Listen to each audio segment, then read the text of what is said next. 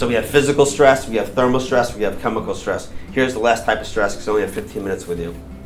The last type of stress is some of the things that you guys were mentioning before.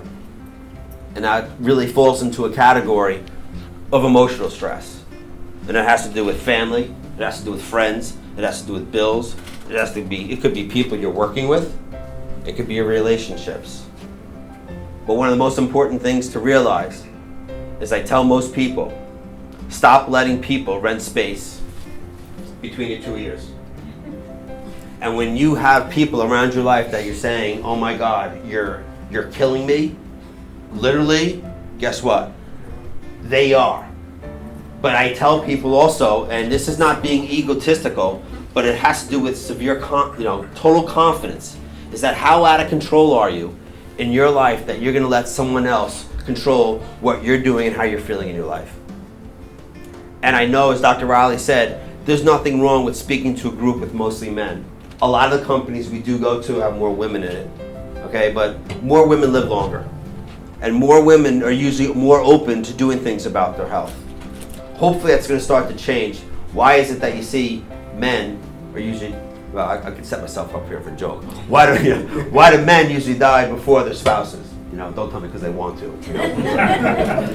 But most men don't take care of themselves, and most men, I usually say, say the 5 most dangerous words. I hope it goes away.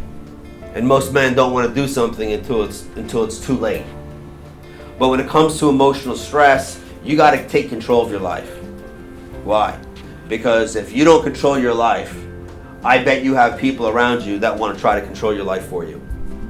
And I don't care if it's what they call the mother, the father, the teacher, preacher concept. There's always people out there that want to try to dictate and put you on a certain road that maybe you're not following for yourself. But when it comes to emotional stress, that's the real deal.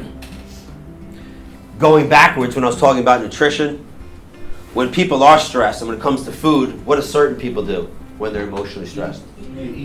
Right, they're emotional eaters. We call it feeding your emotions. Type 2 diabetes is a man-made disease. And the issue with type 2 diabetes is said when we see it, because you have people coming in there, with body parts missing. How far do you got to go in your life before they can start to cut your toes off or cut multiple toes off when you're diabetic? And type 2 diabetes is adult onset. It's a lifestyle problem. And that's why I tell people so much that most people don't have an eating problem. They have a lifestyle problem. And most people dig their own grave with their own fork. And type 2 diabetes, if you have it in your family, I will tell you it's almost 100% curable based on exercise and based on diet.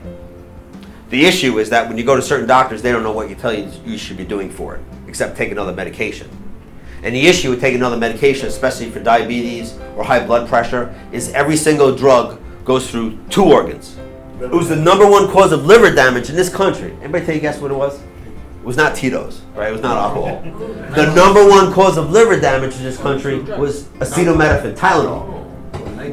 Tylenol was the #1 cause of liver damage in this country.